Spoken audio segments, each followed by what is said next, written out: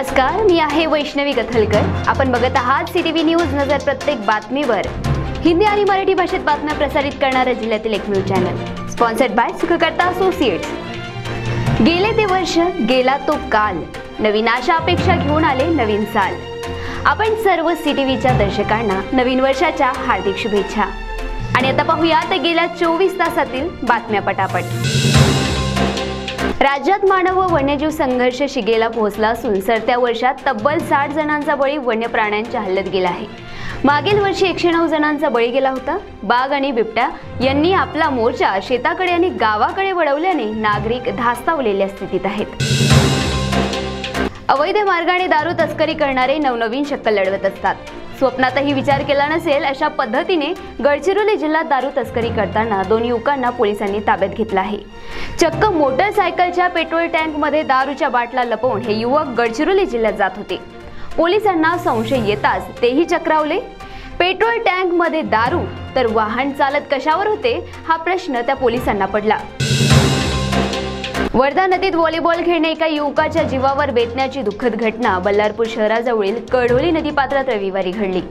4 मित्र व्हॉलीबॉल खेळत असताना त्यांना नदीत पोहायची इच्छा झाली, परंतु एकाला नदीतील पाण्याच्या खोलीचा अंदाज आला नाही, त्यामुळे त्याचा बुडून मृत्यू झाला। मृतक जित्रू गावतुरे हा 15 वर्ष वयाचा आणि चंद्रपूर येथील रहिवासी होता।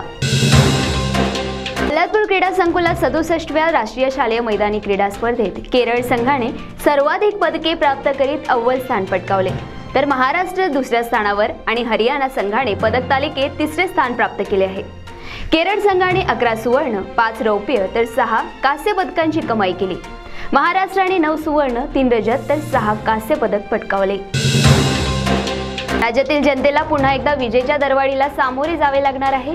इंधन समायोजन शुल्काच्या नावाखाली पुन्हा एकदा नागरिकांचे खिसे कापले जाण्याची शक्यता आहे। नवीन वर्ष सुरू होण्याच्या 2 दिवसाआधी महाराष्ट्र वीज नियमन मंडळाने महावितरणला ग्राहकांकडून 385 कोटी 76 लाख या शुल्काच्या माध्यमातून वसूल करण्यास सांगितले आहे। भंडारा जिल्ह्यातील वळठी तालुक्यात 2 सख्ख्या भावा बहिणीमध्ये वाद झाल्याने भावाने बहिणीचा गळा ओढून तिची हत्या करण्याची घटना उघडकीस आली। चारित्र्याच्या संशयावरून भावाने बहिणीला मारहाण केली आणि नंतर तिचा गळा दाबला।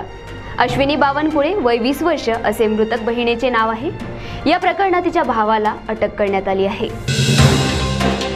दारू पिण्याकरिता आपल्या पत्नीकडे रोज पैशाची मागणी करणाऱ्या पतीचा पत्नीने दगडाने ठेचून खून करण्याची घटना नागपूर जिल्ह्यातील कामठी तालुक्यात उघडकीस आली।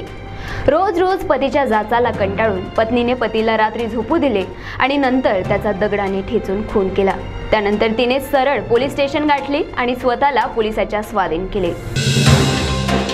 गोंदिया जिल्ह्यातील देवळी तालुक्यात पुराडा गेडेवार टोला परिसरात शेतामध्ये एक तरुण मुलगा झाडावर लटकलेल्या स्थितीत आढळला आणि तिथूनच जवळच 5 ते 7 फुटाच्या अंतरावर एका झाडाखाली तरुणीचा मृतदेह आढळून आल्याने एकच खळबळ उडाली।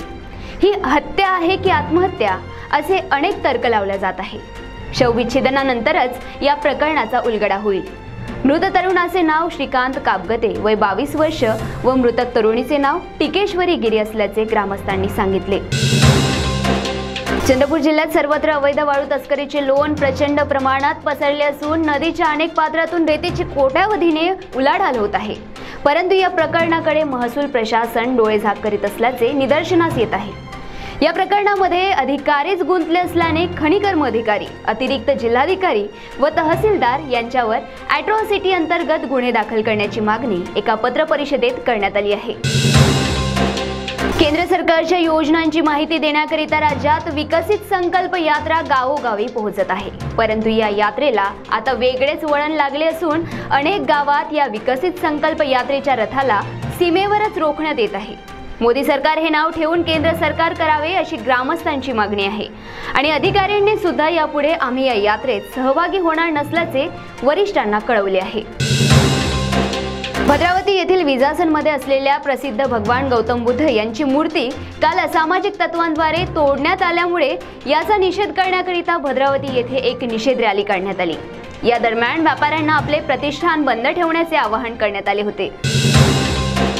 तर या होत्या आजच्या पटापट बातम्या। लवकरच भेटूया पुन्हा काही नव्या बातम्यांसह। तोपर्यंत अशाच बातम्यांची अपडेट घेण्यासाठी बघत रहा विदर्भातील अग्रणी सीटीव्ही न्यूज, नजर प्रत्येक बातमीवर। नमस्कार। आहे.